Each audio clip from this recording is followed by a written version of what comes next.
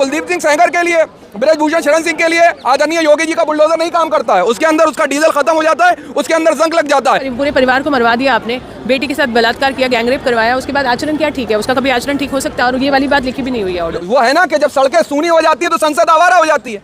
हम तो प्रदर्शन कर रहे हैं, बता रहे हैं लोगों को कि इस तरीके की गुंडागर्दी, ऐसे लोगों का महिमा मंडन नहीं चलेगा। हमारे भारत की छवि खराब हो रही नहीं। कुलदीप सिंह सेंगर के समर्थन में इससे पहले भी लोग उतर चुके हैं। कठुआ के अंदर जब रेप हुआ था तो भी भारतीय जनता पार्टी के लोग उतर चुके हैं। इस देश के अंदर रेप पीड़ितों को माला भी पहना चुके हैं। इस देश के अंदर जो लोग लिंचिंग करके आते हैं उनको भी मालाएं पहना चुके हैं। ये देश के अंदर अब कुछ जो नया भारत है 2014 के बाद से, उसकी एक नजीर है और कुछ भी नहीं है। अभी आप देखिएगा रेपिस्टों के समर्थन में और भी लोग आएंगे। भारतीय जनता पार्टी का जब से शासन आया है तब से आप देखेंगे बलात्कारी हो गए, गुंडे हो गए, बदमाश हो गए, लुटेरे हो गए, तमाम लोगों को महिमा मंडित करा जाता है। जो लोग लिंचिंग करने वाले हैं उनको महिमा मंडित करा जाता है। ये कोई पहली नजीर नहीं है जिन्होंने संविधान की धज्जियां उड़ा करके रख दी हैं।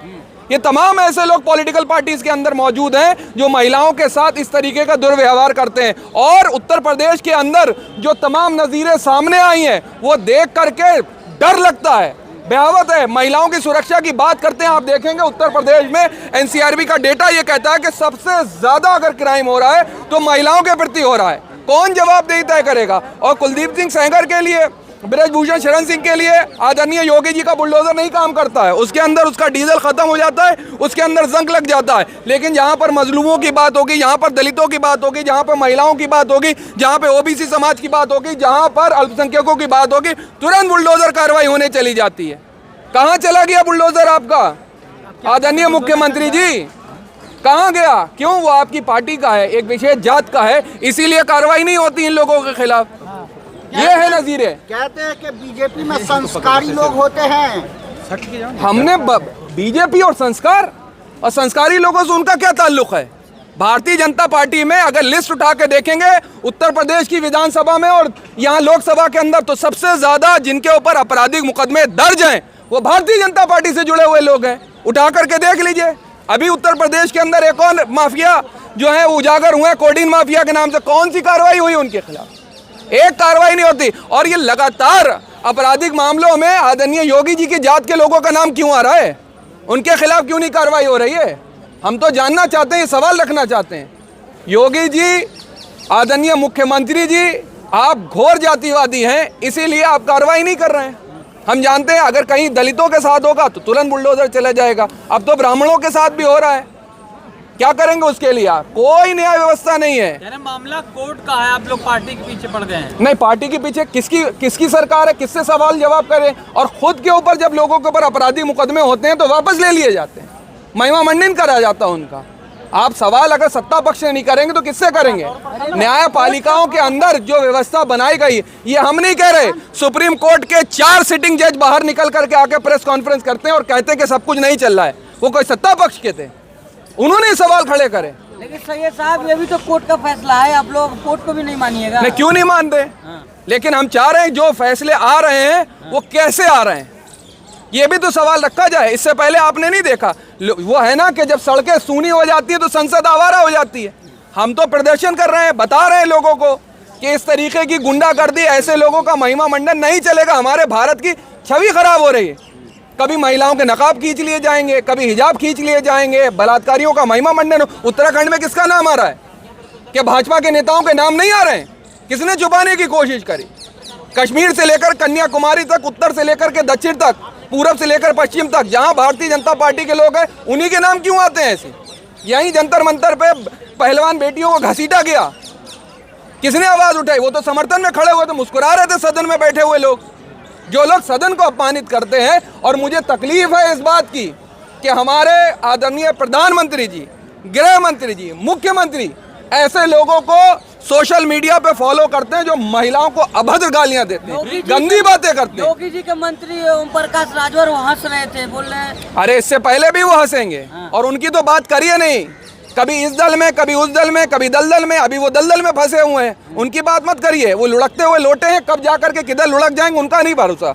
और जब से भारतीय जनता पार्टी की सरकार आई है, 240 पर हैं, बड़े लोटे जो हैं इनकी पार्टी के अंदर घुस गए और उन लोटों का भरोसा नहीं है। उन नोटों का भरोसा सिर्फ नोटों पर है, और नोटों के ऊपर चलने वाली सरकार हमेशा जो है वो नोटों का अपने साथ इधर उधर करती रहती है, वो कोई नई बात नहीं है। भूषण शरण सिंह कह रहे हैं जिस तरीके से हमें फंसाया गया था वैसे ही सेंगर्स को। हाँ, वो उनकी विशेष जाति के लोग हैं ना, इसीलिए उनके लिए दिल में हमदर्दी होगी, इसीलिए उनके दिल में हमदर्दी। और ना, अच्छा आप बताइए, आपने देखा स्वामी चिन्मयानंद को? देखा ना आपने? वीडियोस देखे उनके? वो किसके पास हैं, किसके समर्थक हैं, कौन सी सरकार में मंत्री रहे हुए? ऐसे लोग मंत्री बनाए जाते हैं, महिमा मंडित करे जाते हैं, तो आप क्या तवक्को करेंगे न्याय की? और न्याय व्यवस्थाओं के जो हाल है, कोर्ट के जो हाल हैं, वो तो हम देख ही रहे ना। किसके घरों के अंदर नोट पकड़े जाते हैं, कितने कितने हजार करोड़ रुपए पकड़े जाते हैं, कहाँ से आते हैं? न्याय व्यवस्थाएं हो गई, चाहे हमारी मीडिया हो गई, चाहे हमारी जो है कार्यपालिकाएं हो गई, सबके ऊपर कब्जा कर रखा हुआ है। तो सवाल तो उठेगा ना, आप क्या इस देश को चाइना के तरीके से बनाना चाहते हैं? इस सरकार में नहीं। कहाँ बड़ा सम्मान? आप बताइए कौन सी बेटियों का हुआ? प्रधानमंत्री तो बहुत कुछ कहते हैं, उनके तो बहुत से जुमले मौजूद हैं। प्रधानमंत्री की बातों का आज आप सीरियस लेने लगे हैं, वो खुद सीरियस नहीं होते हैं, उन्हीं की पॉलिटिकल पार्टी के लोग उनकी बात पे आजकल सीरियस नहीं हो रहे हैं। क्या तवक्को करेंगे बेटियों के सम्मान में, बेटियों के अपमान में? ये तो भारतीय जनता पार्टी बताएगा ना। बोलना चाहिए उनको अपनी सरकार के खिलाफ। और आदरणीय मुख्यमंत्री जिस तरीके से उत्तर प्रदेश के योगी आदित्यनाथ जी सरकार चला रहे हैं, उनके समर्थन में तो बहुत से उनके विधायक ही नहीं है, बहुत से लोग उनसे नाराज हैं।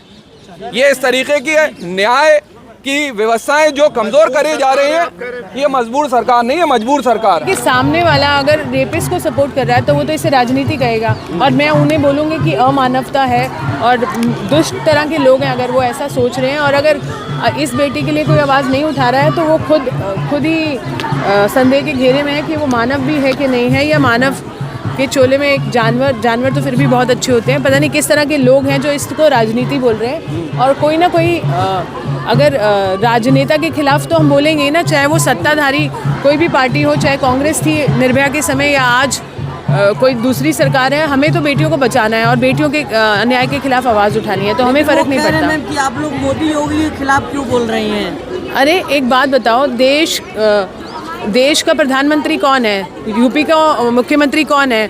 हमारे घर का जो सबसे बुजुर्ग और बड़ा होता है तो हम उसी को तो बोलते हैं ना हमें संरक्षण दो। तो हम खिलाफ नहीं बोल रहे हैं, हम उनसे संरक्षण मांग रहे हैं। हम उनको कह रहे हैं कि आपने जो नारा दिया था बेटी बचाओ बेटी पढ़ाओ का, हमने तो बोला नहीं था आपको देने के लिए, और अगर आपने बोल दिया लाल किले से तो अब उसको निभाओ।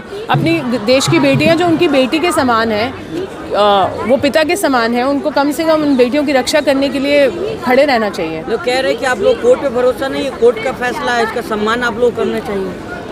कोर्ट का फैसला ही तो हम सम्मान कर रहे हैं ना। कोर्ट ने तो कहा कि वो रेपिस्ट है, कन्विक्ट किया ना लोअर कोर्ट ने। हम तो लोअर कोर्ट का बहुत सम्मान करते हैं। लोअर कोर्ट ने कहा कि वो रेपिस्ट है, उसको सजा पूरी उम्र कैद की सज़ा सुना दी।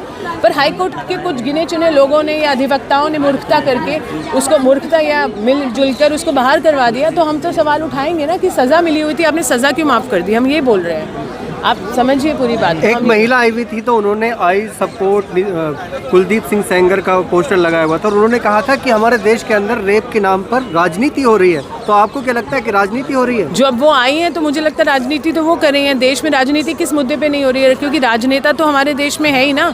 और अगर राजनेता किसी ना किसी पार्टी के हैं, पर इसमें तो राजनीति पूरी तरह से बनती है क्योंकि वो एक पर्टिकुलर पार्टी का एमएलए रहा है ना। तो ये तो है नहीं कि वो कोई रहा चलता कोई गुंडा मवाली था, वो तो पार्टी का एमएलए था। राजनीति कर रहे हैं तो हम राजनीति करने नहीं देंगे, यहाँ प्रोटेस्ट नहीं करना चाहिए था। कोर्ट ने उनकी सजा दे दी, अब वो पूरी हो गई, बात खत्म। पूरी नहीं हुई है ना, यही तो हम कह रहे हैं। उसको निकालने की पूरी साजिश हुई है। आप वो ऑर्डर पढ़ेंगे आपको समझ में आ जाएगा कि वो पूरी नहीं हुई है। सजाए उम्र कैद है, वो भी कम है उस दरिंदे के लिए। हालांकि 20 साल की सज़ा है, 20 साल तो पूरा करने दो कम से कम।